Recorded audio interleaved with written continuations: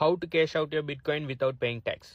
உங்கள்கிட்ட சில crypto currency இருக்கு, பிட்காயினாக இருந்தாலும் சரி, வேறு கிரிப்டோவாக இருந்தாலும் சரி, அதை கேஷ் அவுட் பண்ண நினைக்கிங்க. ஆனால் சேஃபான மெத்தடில் லோ ஃபீஸோட, அப்படி இல்லாட்டி ஃபீஸே இல்லாமல் லீகலான முறையில் இது ஸ்கேமில் ஏமாந்துடாமல் எப்படி கேஷ் அவுட் பண்ண சொல்லி அந்த வீடியோவில் சொல்ல போகிறேன். வீடியோ ஃபுல்லாக பாருங்கள். 3 மெத்தட் சொல்ல போகிறேன். 3 மெத்தடில் பெஸ்ட்டான மெத்தட் ஒன்றையும் லாஸ்ட்டில் சொல்கிறேன். ஸோ இந்த வீடியோ ஃபுல்லாக பாருங்கள். ஸோ இந்த வீடியோ யாருக்குன்னா ஆல்ரெடி உங்கள்கிட்ட கிரிப்டோ இருக்கணும். ஓகே, பிட்காயினாக இருந்தாலும் சரி, வேறு கிரிப்டோ கரன்சியாக இருந்தாலும் ஆல்ரெடி இருக்கணும். நீங்கள் இன்வெஸ்ட் பண்ணி, அதாவது லாங் டைமில் நீங்கள் எங்கேயோ இன்வெஸ்ட் பண்ணினதில் உங்களுக்கு எடுத்த லாபமாக இருக்கலாம். இல்லாட்டி நீங்கள் ட்ரேட் பண்ணுற ஒரு ஆள் இருக்கலாம். ட்ரேட் பண்ணி ஒரு லாபம் இருக்கு.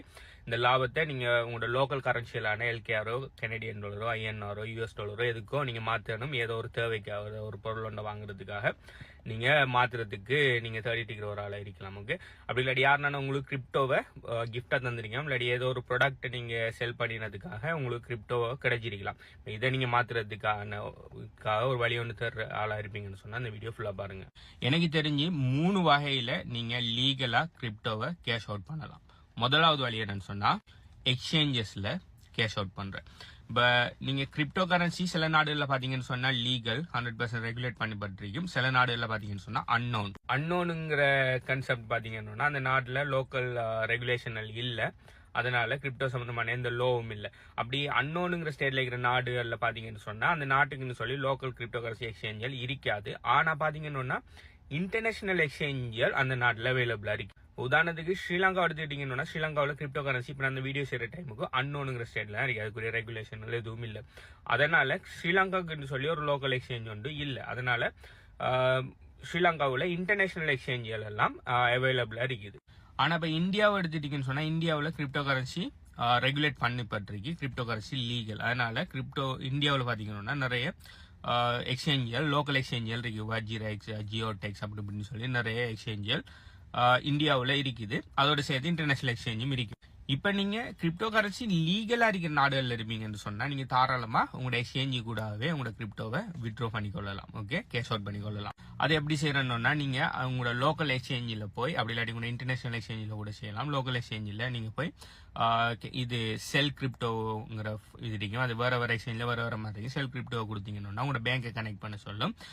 இப்போ கனடாவில் பார்த்தீங்கன்னு சொன்னால் கனடாவில் இருக்கிற லோக்கல் எக்ஸ்சேஞ்சுகள், அப்படி இன்டர்நேஷனல் எக்ஸ்சேஞ்சில் கூட செல் கிரிப்டோ கொடுத்த உடனே இப்போ கனடாவில் இன்ட்ராக்ட் இ டிரான்ஸ்ஃபர்ங்கிற ஒரு மெத்தட் ஒன்று இருக்கு. அந்த இன்ட்ராக்ட் இ டிரான்ஸ்ஃபர் மூலம் நீங்கள் ஈஸியாக செல் பண்ணிக்கொள்ளலாம். அவங்க என்ன செய்வாங்கன்னா, நான் ஒரே ஒரு தரம் என் ஒரு கிளையண்ட்டுக்கு நான் செஞ்சு கொடுத்துருக்கேன். அப்போ அவருக்கு இங்கே இருக்கிற ஒரு இன்டர்நேஷனல் எக்ஸ்சேஞ்சில் அக்கௌண்ட் ஒன்று திறந்து அவரோட பிரைவேட் வாலெட்ல இருந்து கிரிப்டோ அந்த இன்டர்நேஷனல் எக்ஸ்சேஞ்சு கொண்டு வந்தது பிறகு கேஷ் அவுட் பண்ணக்குள்ள கட்டிக்கு இது உங்களோட அக்கௌண்ட் தானாங்கிறது பார்க்கறதுக்காக, வெரிஃபை பண்ணுறதுக்காக உங்களோட பேங்க்ல இருந்து இன்ட்ராக்ட் இ டிரான்ஸ்ஃபர் மூலம் அந்த எக்ஸ்சேஞ்சுக்கு ஒரு $20 அனுப்ப சொன்னீங்க. அனுப்பின உடனே ஒரு 5-10 நிமிஷத்துல அங்கே வந்த உடனே வெரிஃபை பண்ணிட்டாங்க. ஓகே, இப்போ நீங்கள் எவ்வளோ வேணும்னாலும் கேஷ் அவுட் பண்ணலாம்னு சொன்னது பிறகு அதை கேஷ் அவுட் பண்ணினேன்.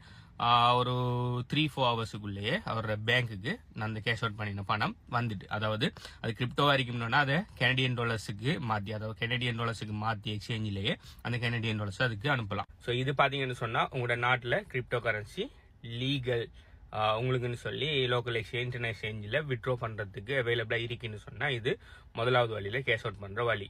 ரெண்டாவது கேஷ் அவுட் பண்ணுற வழிக்கும் உங்களோட நாட்டில் கிரிப்டோ கரன்சி லீகலாக இருக்கணும்.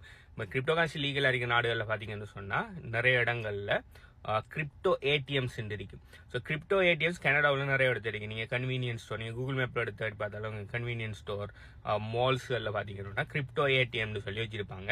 இது நார்மலாக இருக்கிற ஏடிஎம் மிஷின் மாதிரி தான் இருக்கும். அந்த ஏடிஎத்துக்கு போனீங்கன்னு சொன்னால் உங்களோட டீட்டெயில்ஸை கொடுத்து போட்டு நீங்கள் என்ன செய்யலாம்னா உங்களோட வாலெட்ல இருந்து அந்த ஏடிஎம் வாலெட்டுக்கு டிபாசிட் அட்ரஸுக்கு நீங்கள் கிரிப்டோ அனுப்பினீங்கன்னு சொன்னால் அந்த ஏடிஎம் மிஷின்ல இருந்து நீங்கள் கனடியன் டாலர் தேவைப்படணும்னா கனடியன் டாலர்ஸ் உங்களுக்கு அனுப்பும். நீங்கள் வேற நாட்டில் இருப்பீங்க, இப்போ யூகேல இருக்கீங்க, யூகேல இருக்கிற கிரிப்டோ ஏடிஎம்ல நீங்கள் கேஷ் அவுட் பண்ணிங்கன்னா உங்களுக்கு யூகே பவுண்ட்ஸ் எல்லாம் உங்களுக்கு கிரிப்டோவை, அதாவது லோக்கல் கரன்சி தரும் உங்களுடைய கிரிப்டோவை கொடுத்துட்டு அந்த டிரான்சாக்ஷன் செய்யறதுக்கு ஒரு குறிப்பிட்ட அளவு ஃபீஸ் ஒன்று எடுப்பாங்க. 1-3% எடுப்பாங்க, இல்லாட்டி ஃபிக்ஸ் ஃபீஸ் எடுப்பாங்க. அதே மாதிரி எக்ஸ்சேஞ்சில் நீங்கள் கேஷ் அவுட் பண்ண ஒரு குறிப்பிட்ட விதத்தில் ஃபீஸ் எடுப்பாங்க. எவ்வளோ ஃபீஸ் எடுத்தாங்கன்னு நீங்கள் மறந்துட்டு. ஸோ இந்த 2 மெத்தடும் பார்த்தீங்கன்னு சொன்னால் கிரிப்டோ கரன்சி லீகல்ங்கிற நாடுகளில் நீங்கள் கேஷ் அவுட் பண்ணுறதுக்கான ஈஸியான மெத்தட்.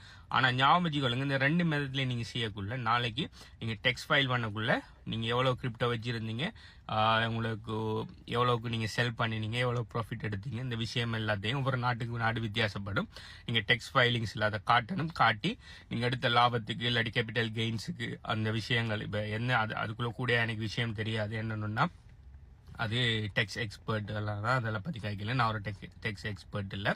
அதனால ஸோ உங்களோட நாட்டில் எவ்வளோக்கு கிரிப்டோக்கு டெக்ஸ் வச்சிருக்காங்களோ அதுக்கேற்ற மாதிரி நீங்கள் ஃபைனலாக இயர் ரெண்டில் நீங்கள் எவ்வளோக்கு லாபம் எடுத்தீங்க, கிரிப்டோவில் எவ்வளோ ப்ராஃபிட் எடுத்தீங்க, எவ்வளோ கேபிட்டல் கெயின் ஆகிறீங்க, இந்த விஷயத்துக்கெல்லாம் நீங்கள் டெக்ஸ் பே பண்ண வேண்டி வரும்.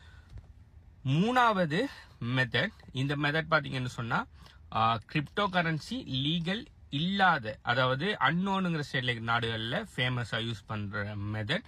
ப்ளஸ் இந்த மெத்தட்டை கிரிப்டோ கரன்சி லீகலாக இருக்கிற நாடுகளில் செய்ய விட மாட்டாங்க. செஞ்சால் பிரச்சனை எடுப்பாங்க. என்ன காரணம்னு கேட்டால், அவங்க கிரிப்டோ கரன்சி லீகலாக இருக்கிற நாடுகளில் ஆல்ரெடி கிரிப்டோ கரன்சியை கேஷ் அவுட் பண்ணுறதுக்கு அப்படி கேஷ்ல இருந்து, அதாவது ஃபியட் கரன்சியில் வந்து கிரிப்டோ வாங்குறதுக்கு சொல்லி அவங்களே சிஸ்டம்கள் செஞ்சு வச்சிருக்காங்க. இப்படி ஏடிஎம்மாக இருந்தாலும் சரி, லோக்கல் எக்ஸ்சேஞ்ச், இன்டர்நேஷனல் எக்ஸ்சேஞ்சில் பேங்கை கனெக்ட் பண்ணி பேங்கோட டிரெக்டாக டீல் பண்ணி நீங்கள் கிரிப்டோ வாங்கலாம், விற்கலாம், எல்லாமே செஞ்சு ஒஃபிஷியல் வே செஞ்சு வச்சிருக்கக்குள்ள இந்த மூணாவது நான் சொல்ல போகிற இந்த மெத்தட்டை பாவிக்கிறது விரும்ப மாட்டாங்க. ஏன்னா இந்த மூணாவது மெத்தட்ல நீங்கள் கிரிப்டோ கரன்சியை கேஷ் அவுட் பண்ண போனாலும் சரி, கிரிப்டோ கரன்சி வாங்க போனாலும் சரி, நீங்கள் ஏமாறுறது சான்ஸ் இருக்கு. ப்ளஸ் நீங்கள் ஏமாந்தாலும் அந்த பணத்தை எடுக்க இயலாம போறதுக்கு கூட நிறைய சான்ஸ் இருக்கு. அதனால இந்த மெத்தட்டை கிரிப்டோ கரன்சி லீகல் அறிக்கை நாடுகளில் இது செய்ய மாட்டாங்க, என்ன ப்ரொமோட் பண்ண மாட்டாங்க. இது செய்யறாக்கல இது செய்வாங்க, கொஸ்டின் எழுப்புவாங்க. நான் நினைக்கிறேன் கண்டிப்பாங்க கூட நினைக்கிறேன். எனக்கு என்ன செய்வாங்கன்னு தெரியா, பட் இதை விரும்ப மாட்டாங்க கிரிப்டோ கரன்சி லீகல் அறிக்கை நாடுகள். மூணாவது மெத்தட் என்னன்னு சொன்னா P2P, பர்சன் டு பர்சன், அதாவது அப்படி இல்லாட்டி பியர் டு பியர்னு சொல்றேன், P2Pன்னு சொல்றேன். இந்த P2Pங்கிற அர்த்தம் என்னன்னு சொன்னா, இந்த கவர்மெண்ட், பேங்க்ஸ், இந்த இவங்களோட தேர்ட் பார்ட்டிக்குள்ள ஊடாக கிரிப்டோ கரன்சியை வாங்குறது விற்கிறதுக்கு போகாம, இப்போ ஏங்கிற நபர்கிட்ட கிரிப்டோ இருக்குது, பிங்கிற நபருக்கு கிரிப்டோ தேவைப்படுது, பிங்கிற நபர்கிட்ட லோக்கல் கரன்சி இருக்குது, ஏங்கிற நபருக்கு லோக்கல் கரன்சி தேவைப்படுதுன்னா ரெண்டு பேரும் மாத்திக்கொள்ற. இவர்கிட்ட ஏங்கிட்ட கிரிப்டோ பீட்டை கொடுத்துட்டு பீட் அடிக்கிற லோக்கல் கரன்சியை ஏன் வாங்கிக்கொள்ற. ஓகே, இதுதான் சிம்பிளா இந்த பியர் டு பியர் P2Pங்கிற கன்செப்ட். ஸோ இதை செய்யக்குள்ள நடுவில் இந்த தேர்ட் பார்ட்டியலான பேங்க்ஸ், கவர்மெண்ட்ஸ், அந்த எக்ஸ்சேஞ்சில் இன்வால்வ் ஆகாம இது தனிப்பட்ட ரெண்டு நபருக்குள்ள நடக்கிறங்கிறதால நன்மை மிக தீமை இருக்கு. நன்மை என்னன்னு சொன்னா, நீங்க தேவையில்லாத மிடில் மேனுகளுக்கு ஃபீஸ் கொடுக்க தேவையில்ல, முதலாவது நன்மை. ரெண்டாவது அதுல இருக்கிற பெரிய டிஸ்அட்வான்டேஜஸ் என்னன்னா, அதை வச்சு அதுல ஏங்குறவர் மோசமான ஆள் அடிக்கலாம், இல்லாட்டி பிங்கிறவர் மோசமான அடிக்கலாம். ஒரு ஆள் கிரிப்டோ ஏமாத்தி போட்டு போறது சான்ஸ் இருக்கு, பணத்தை வாங்கிட்டு. அப்படி இல்லாட்டி இன்னொரு ஆள் இது பணத்தை ஏமாத்தி போட்டு, அதாவது கிரிப்டோவை வச்சு பணத்தை ஏமாத்தி போட்டு போறதுக்கும் நிறைய சான்ஸ் இருக்கு. ஸோ ஏயும் பியும் ட்ரஸ்டபிளான ஆக்கலாங்கிறது இவிடத்த ஒரு கொஸ்டின் மார்க். அதனால நாளைக்கு இப்போ இவங்க போய் ஏமாந்திர போடாங்கிற ஒரு நல்ல நோக்கத்திலேயும் இது கிரிப்டோ லீகலான நாடுகள்ல இதை ப்ரொமோட் பண்ண மாட்டாங்க, இதை எதிர்ப்பாங்க. அதே மாதிரி அவங்களுக்கு மிடில் மேனுக்குரிய, அதாவது கவர்மெண்ட் பேங்க்ஸுக்கு கூடிய அந்த கமிஷன் காசு, அடுத்தது டெக்ஸ்கள் இதால மிஸ் ஆகுது. டெக்ஸுங்கிறது கவர்மெண்ட் போற இன்கம், ரைட்? இது மிஸ் ஆகுங்கிறதுக்காகவும் இந்த P2P-யை இந்த கிரிப்டோ லீகல் அறிக்கை நாடுகள்ல பயங்கரமா எதிர்ப்பாங்க. இப்போ நீங்க கனடா எடுத்துட்டீங்கன்னா P2P நீங்க செய்யவே இயலாது. நீங்க P2P செய்றீங்கன்னு சொன்னா பெரிய பிரச்சனை வரும். ஓகே, ஆனா கிரிப்டோ கரன்சி லீகல், அதாவது அன்னோனுங்கிற கன்செப்ட்ல இருக்கிற ஸ்ரீலங்கா போன்ற நாட்டில் இது மட்டும்தான் வழி, P2Pங்கிறது மட்டும்தான் வழி. ஸோ P2P-யை நீங்க டிரெக்டா செய்யாம P2P-யை ட்ரஸ்டபிளான பிளாட்ஃபார்ம்ல செய்யலாம். அது அப்படி அதோட பேர் என்னன்னா P2P பிளாட்ஃபார்ம்ஸ் சொல்ற. அது சில எக்ஸ்சேஞ்சர்ஸும் கொடுப்பாங்க, சில நேரம் அதுக்குன்னு சொல்லி தனி பிளாட்ஃபார்ம் இருக்கு.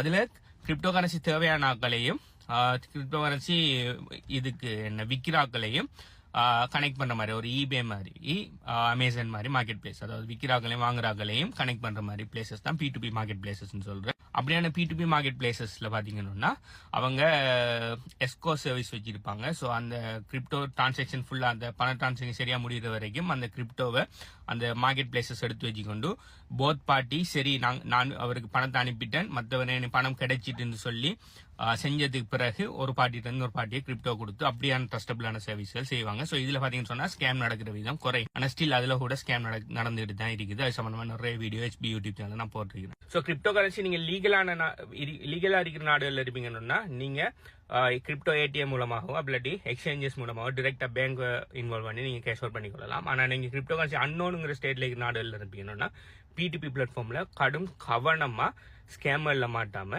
இந்த P2P மூலம் நீங்க கிரிப்டோ கரன்சியில கேஷ் அவுட் பண்ணலாம், இல்லாட்டி வாங்கலாம். இதை பத்தி நீங்க என்ன நினைங்க? நீங்க எந்த முறையில கிரிப்டோ கேஷ் அவுட் பண்ண சொல்லி கீழே கமெண்ட் பண்ணுங்க. மேலதிக கிரிப்டோ டீடைல்ஸுக்கு கிரிப்டோன்னு சொல்லி கீழே கமெண்ட் பண்ணுங்க. பாய், அண்ட் தட்ஸ்